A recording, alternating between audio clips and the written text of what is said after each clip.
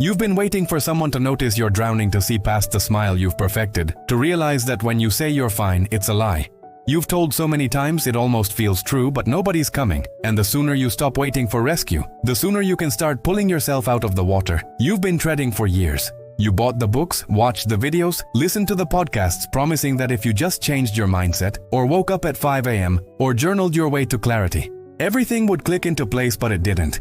And now you're left feeling like the problem isn't the method, it's you. Like everyone else got the transformation they were promised, and you're the only one still stuck in the same patterns, pretending that this time will be different.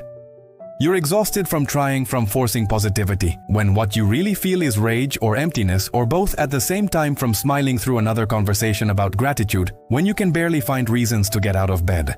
From performing growth for an audience of people who wouldn't notice if you disappeared tomorrow, because they're too busy performing their own version of having it all together. You wake up tired even after sleeping, tired of being told that you're not trying hard enough when you've been trying so hard for so long, that you don't remember what it feels like to just exist without the constant pressure to be better, do more, achieve something worth posting about. You scroll through lives that look effortless and wonder what's wrong with you, that everything feels like moving through concrete.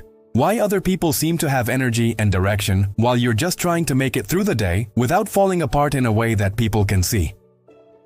You've memorized the scripts, the affirmations, the 5 steps to this and the 7 habits of that.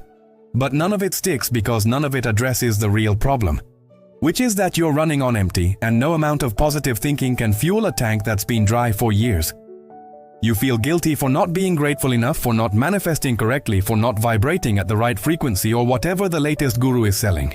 And that guilt becomes another weight on top of all the others you're already carrying. Another reason to believe that your struggle is a personal failing, rather than a completely rational response to circumstances that were never in your control. You don't trust the success stories anymore because you've heard too many of them, and none of them mention the part where you want to quit every single day, where progress feels invisible, where you take 2 steps forward and 5 steps back, and you're supposed to call that growth. You're suspicious of anyone who makes it look easy, because easy is a performance. Easy is what people show you after they've edited out all the parts that would make them look human, all the moments of doubt and failure and breaking down in parking lots because they can't hold it together for one more second. You've become cynical not because you're negative, but because you've been sold too many dreams by people who profit from your desperation, who promise transformation, and deliver nothing but another reason to feel inadequate when their formula doesn't work for you like it supposedly worked for everyone else. Here's what nobody tells you. The reason you're still struggling isn't because you're not doing enough. It's because you've been sold a lie that someone else has the answer, that there's a secret you haven't discovered yet, a book you haven't read, a method you haven't tried, when the truth is that the only person who can save you is you. And that's not inspirational. It's just the reality you've been avoiding, because accepting it means accepting that there's no shortcut, no hack, no magic morning routine that's going to fix what's broken. You've been looking outside yourself for solutions to problems that can only be solved from the inside, waiting for permission or validation or a sign that you're ready, when the only thing standing between you and the life you want is the decision to stop waiting and start moving, even when you don't feel ready, even when you don't believe it'll work, even when every cell in your body is screaming at you to stay safe in the misery you know, rather than risk the uncertainty of trying something different.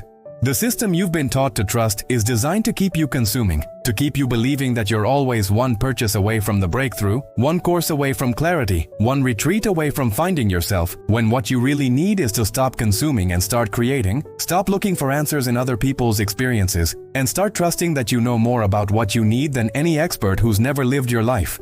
You've been taught that struggle means you're doing it wrong, that if it's hard you should find an easier way, when the truth is that anything worth having is going to be hard, and the hard part isn't a sign you should quit it, is a sign you're actually doing something that matters instead of just talking about it, or planning it, or waiting for the perfect moment that's never going to come. The brutal truth that nobody wants to say out loud is this: you don't need saving. You need to stop saving everyone else and start prioritizing yourself in a way that feels selfish.